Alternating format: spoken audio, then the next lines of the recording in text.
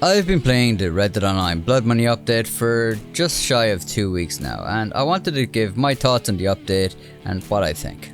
I want to do this review in two parts. First, I want to give my review and opinions on the update as it is, and then I want to give my review and opinion on the update in the context of how Red Dead Online has been handled by Rockstar in the last few years. I do think context is important, as the game has been out since November 2018, but I also think it's important to just review this update as it is.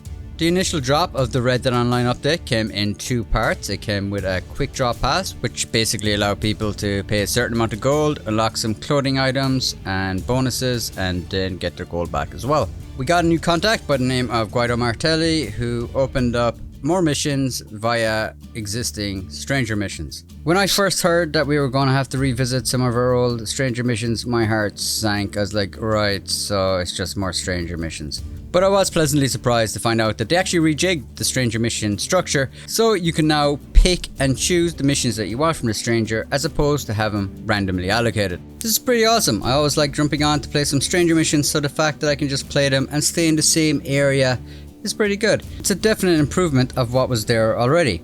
There are a host of new missions added as well, with three-part missions, which are probably the better of all of the missions that have been added. One in particular sticks out, and that is the Blackwater contract. They actually put a bit of effort into these cutscenes and created a short little story that you're kind of playing through. And it also added a bit of lore to Red Dead Online, which is something that was missing and I didn't even know it was missing. The single player game is full of lore and little things like this, little Easter eggs, and it's not something that Red Dead Online has got that much of. For those of you that don't know, Blackwater John is a bit of an Easter egg to a legend of a blues player called Robert Johnson, who sold his soul to the devil at the crossroads. If you'd like to see more about that, I'll leave a link in the description. But that was definitely the highlight of the three missions. The other three missions I thought were good as well. But I guess the whole premise of why you were doing these missions was not as good. Essentially, why you're doing these missions is to get what will probably define this update. Capitale. Capitale. Capitale. Capitale. Capitale. So essentially, you need 15 to 25 of this Capitale to be able to do a mission for Guido Martelli. You're also capped at 50 Capitale for some reason, which is really annoying. We've been told that they're going to drop another 2 of these, so we should have 3 of these jewel heist missions in total. So if you wanted to play all 3 of them back to back in Ruthless, you would have to get 50 Capitale, play 2 of them, and then break that streak to go get another 25 Capitale and do the last one. That said, there's no real point in doing these in Ruthless. The extra pay you get I don't think is worth it, so you'd probably be able to pay the 15 Capitale and do 3 of them on standard mode. The mission itself had a lot of potential. You could definitely see they were trying to listen to what the community wants. They were trying to give different ways that you might be able to approach it, but the execution isn't quite there. This is mainly over really poorly programmed AI on the guards. They'll just get aggro with you so easy. No matter what you do, really, 99% of the time it's going to end up in just a shootout, and then you're going to have these infinitely spawning guards just spawn from everywhere to try to kill you. Honestly, it seems kind of rushed. It seems like it's not polished. It's like a good idea that was in the oven that just got taken out too early. The pay reward for doing it as well doesn't make it like a big eventful thing that it should be. It feels like just another mission. But I did enjoy it. I made my own little challenge, which was to do it 100% undetected, which definitely made it a lot more fun for me personally, and I saw a lot of other people trying to do the same thing after I did it. Which to me just shows that desire that people want to be able to do things in different ways. So I do give them credit for trying to approach a mission kind of like this, but I just don't think they stuck the landing. And yeah, they could improve the AI and it could be a hell of a lot better, but come on, like, I don't think any of us really expect that they're gonna do that. Overall though, with the missions, I like it. I enjoy playing the missions. I love having more missions to play. I like the fact that you can play them solo or with your friends. I really enjoyed jumping back on and playing through the missions, and I thought the update was good. I thought if you just look at what that was added, I thought that was good. Not great, not like this is exactly what we've all been waiting for. This shows the potential of Red Dead Online. It's just good. It's like if you're playing Red Dead Online or you enjoy Red Dead Online, here are some more missions for you to play, and it gives you a reason to come back in and enjoy the world of Red Dead. I think a lot of the negativity that surrounds this update comes when you put this update in context, which I will get to a little later.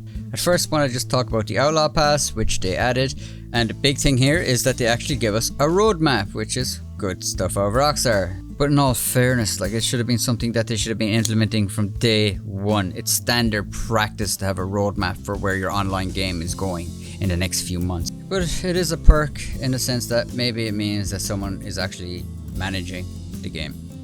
The quick drop pass is definitely an improvement over the last 2 Outlaw passes. The stuff that you're getting in it is definitely a lot better, and you're getting all your money back. It's not that hard to rank up either, so I was pretty pleased with the Outlaw Pass, the quick drop pass in general. One thing that I know annoyed a lot of people, which was they really released the Arthur's outfit into the game, which a lot of people wanted, but they charged 56 gold bars for it. And is it overpriced? Yeah, definitely. It's 56 gold bars. That's like 20 euros if you went to the Rockstar warehouse. That said, you can actually earn gold bars by just playing the game. And also keep in mind that these things get discounted heavily after a few months. I'm pretty sure the reason it's that high is so they can knock 50% off it on an event week and get people back on to play. But it is definitely overpriced. I mean, I've been playing Assassin's Creed Valhalla recently as well, and if you were to pay like real money, about 20 euros for a skin, you'll get the skin, which so the full armor will say. You'll also get a variant of a weapon. You'll also get a cosmetic change for your horse and some other little bits. And in all fairness, if you're going to charge 20 euros for an Arthur skin, that should really come with like something like an Arthur variant of a saddle, a variant of a pistol or a rifle or something like that as well, along with a few other little bits. A bundle, as opposed to just, remember that thing we sold you in a timed exclusive a year ago? Well, we're bringing it back because we need the money and we don't want to actually make actual content. So here's recycled content. Give us some money, please. Personally, I don't really buy stuff like this, so I don't really know. I would love to be able to pay 20 euros to get actual content in the game. Give me a homestead that I can customize myself. Give me a ticket to Mexico so I can head down there with my posse. You know, actual content. There is definitely a bit of a sour taste to it, and it is quite worrying that the strategy to make more money and increase revenue for Red Dead Online is to just see if they can really overprice for things they've already added before. And I want them to make money. I want Rockstar to make a lot of money off Red Dead Online because I want it to be successful, but come on, not like this. One obvious thing I always thought they could have done is little gold gift cards that you could buy to give to somebody. If you could go on to Rockstar Warehouse and purchase a 10 € gift card of gold to actually give to somebody, that would probably sell. I mean, that's a glaringly obvious revenue stream for how they could make some money off it. Other games implement stuff similar to this. I mean, I'm not going to buy gold bars because I have too much gold bars, but I might be playing with people that don't have that money and maybe I want to be nice and I might give them a few gold bars. For me, that seems like a legitimate way that you could make some money on a game. Reselling something for a hugely knocked up price just seems a bit more desperate and ill thought out.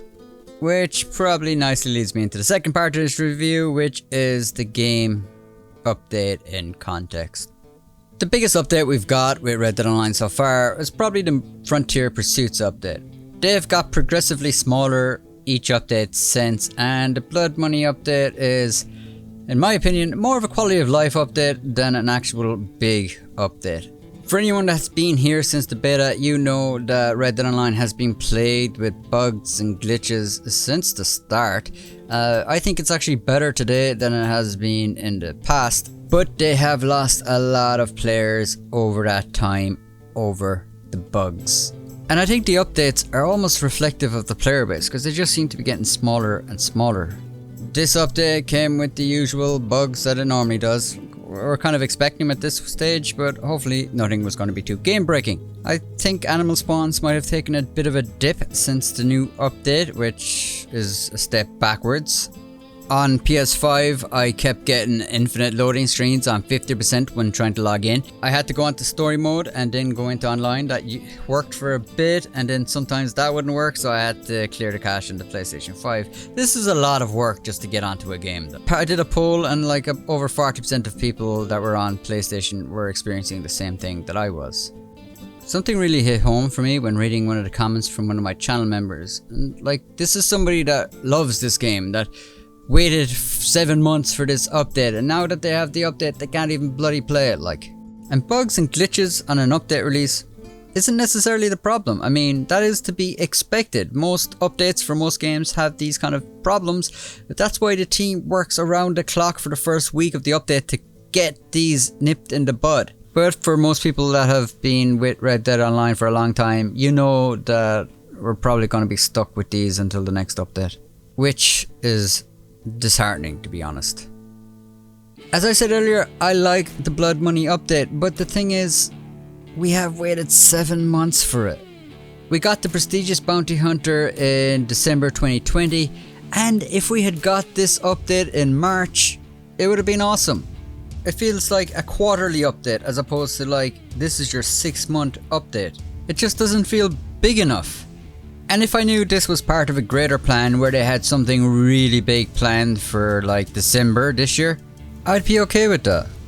They have a little roadmap that outlines that there's going to be content leading all the way up to November, and if that led up to some massive update with some huge heist or something like that, that would be awesome. But the way the track record of updates is going, I think we'd be lucky to get a role extension or something like that. And I think that's the main cause of negativity around this update. It's not what the update is, it's what the update is not. It's not that big update that Rockstar is going to flash across all of its social media to bring players back to Red Dead Online. What it is an update for people that already enjoy Red Dead Online to give you a few more missions to help change things up a little bit. For those people that have been waiting for those 7 months for a big update, I can see why your people are let down.